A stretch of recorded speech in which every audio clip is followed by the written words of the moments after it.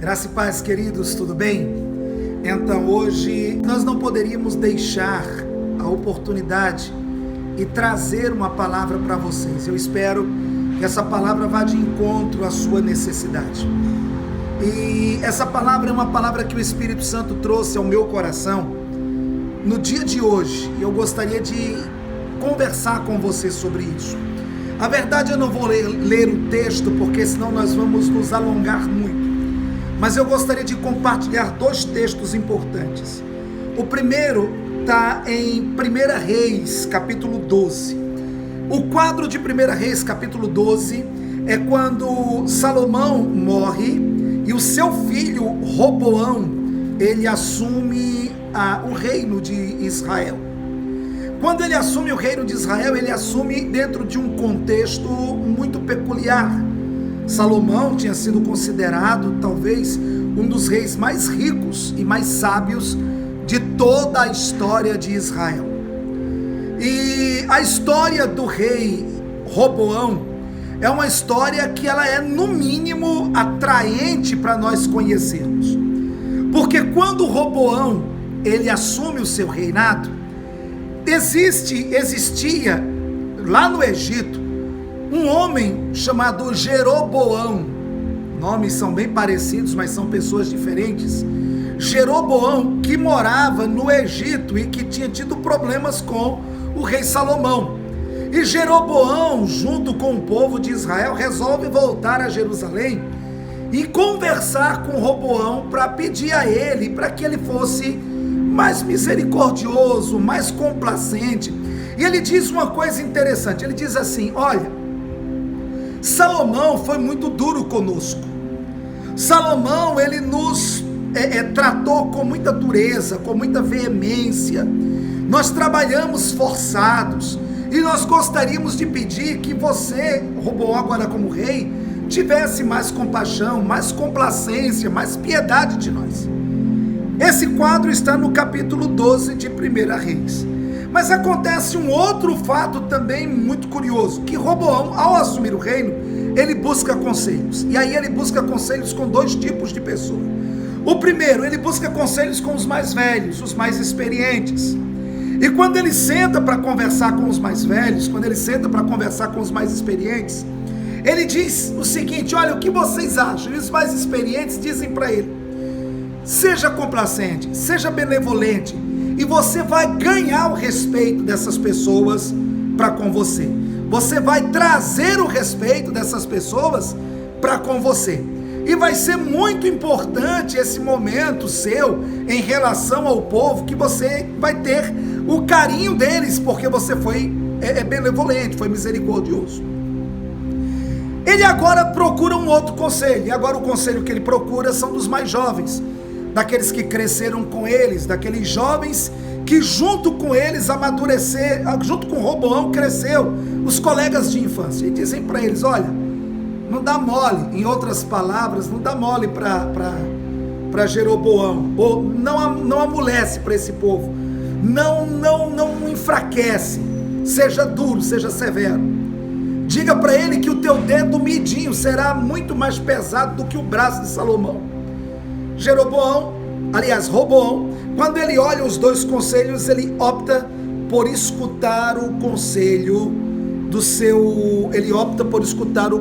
dos mais jovens, daqueles que cresceram com ele, e abandona o conselho dos mais velhos. Conclusão, ele é muito duro, ele é muito pesado em relação a Jeroboão, em relação às pessoas. E quando ele é duro, ele é pesado, o Senhor Deus, ele cria uma situação provocada pelo próprio Deus, e há uma revolução no reino de Israel, e Roboão termina ficando apenas com o reino de Judá, que é o reino do sul. O reino do norte, que é o reino de Israel, passa a ser independente e agora governado por Jeroboão. Aquele que era o seu maior inimigo se torna o governador, se torna o rei, se torna o senhor daquela terra. Ele até tenta reunir um exército para marchar contra Israel, para retomar as terras, e o Senhor diz para ele: olha, não faça isso, porque isso sou eu quem estou por detrás, sou eu quem estou tratando esse caso. Então, Roboão volta atrás, não faz guerra, Jeroboão assume o trono.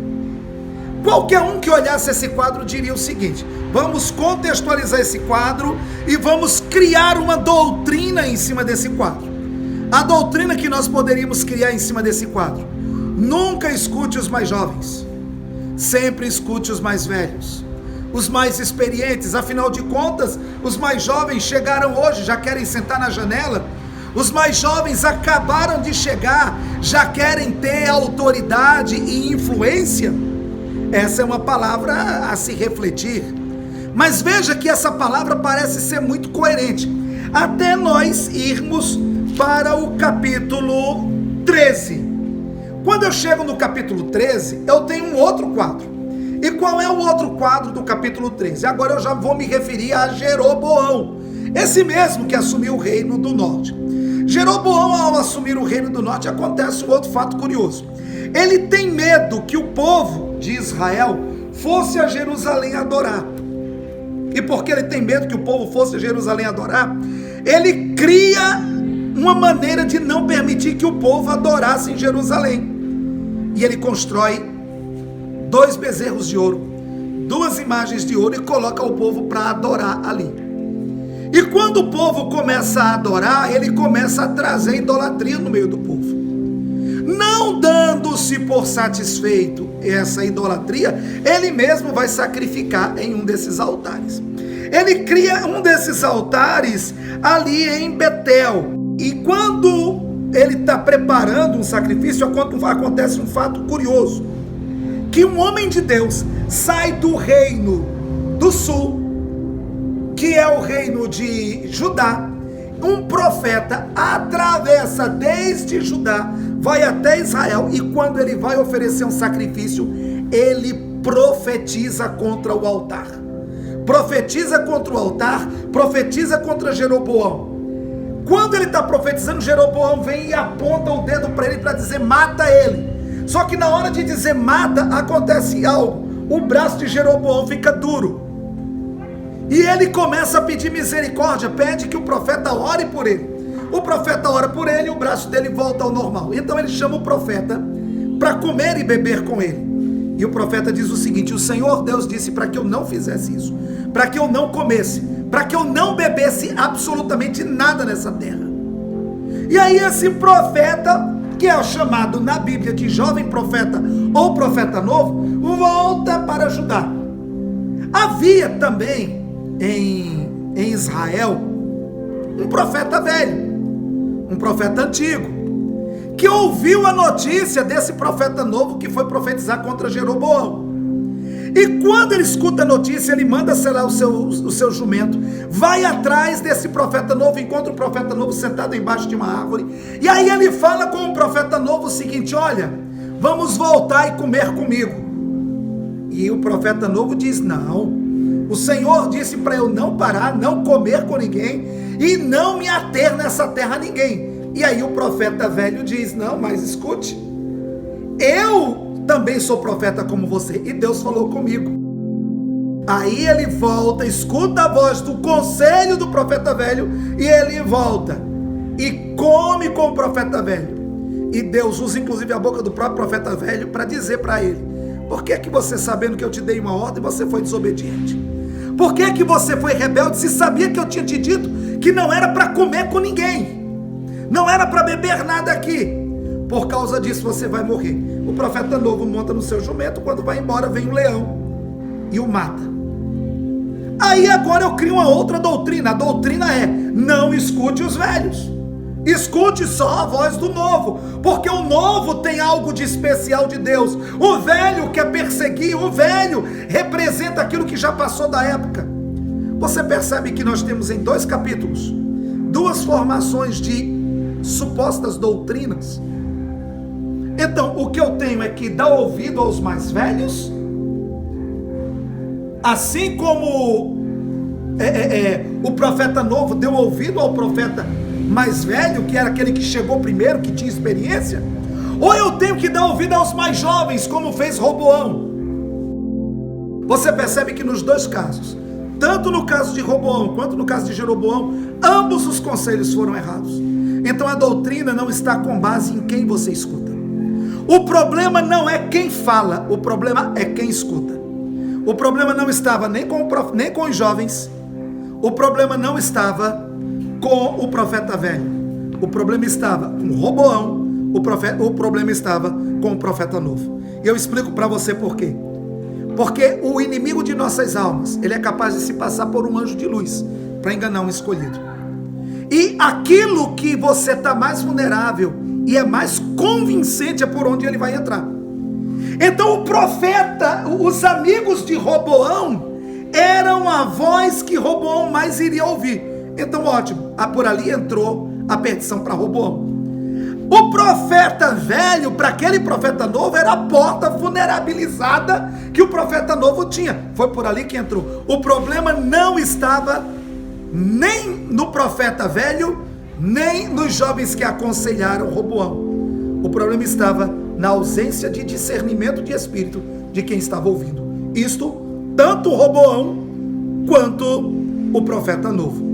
Roboão, quando escutou o conselho dos profetas, Roboão, quando escutou o conselho dos amigos jovens e dos antigos, era o momento dele entrar diante de Deus e dizer: Senhor, eu tenho 2 conselhos, qual é o melhor?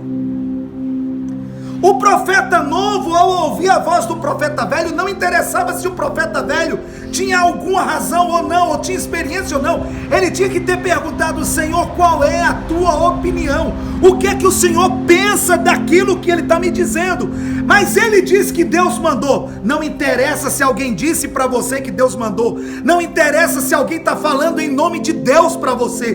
Você tem que ter dentro de você uma convicção muito clara e respaldo na palavra. Porque Deus não vai dizer algo pela sua palavra e depois dizer. Veja, o profeta velho estava tentando dizer que Deus disse e depois Deus disse.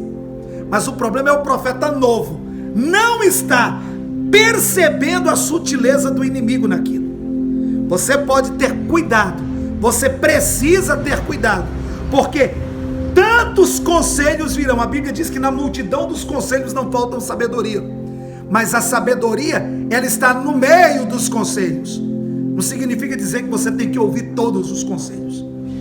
Significa dizer que você vai ouvir todos. E o Espírito Santo vai te dar discernimento do que é o certo. A Bíblia diz que o coração do homem faz planos. A resposta certa está na boca do Senhor. Tem muita gente falando em nome de Deus coisas que nem mesmo Deus falou. Tem muita gente profetizando coisas que o Senhor nunca profetizou. Tem muita gente falando coisas que o Senhor nunca falou. Tem muita gente levando muita gente inocente para o inferno. Existem pessoas que estão no púlpito, no altar, levando muitas pessoas para o inferno, usando da ingenuidade. Eu admiro muito a Bíblia quando lá em Atos dos Apóstolos fala dos crentes de Bereia, que ouviram a mensagem e foram consultar a palavra, verificar. Eu sempre digo aqui na igreja uma coisa: pouco importa se ou eu ou qualquer pessoa está dizendo, verifique se tem contexto com a palavra. O teu discernimento está na palavra. O problema é quando você escuta muita gente e não discerne pela palavra.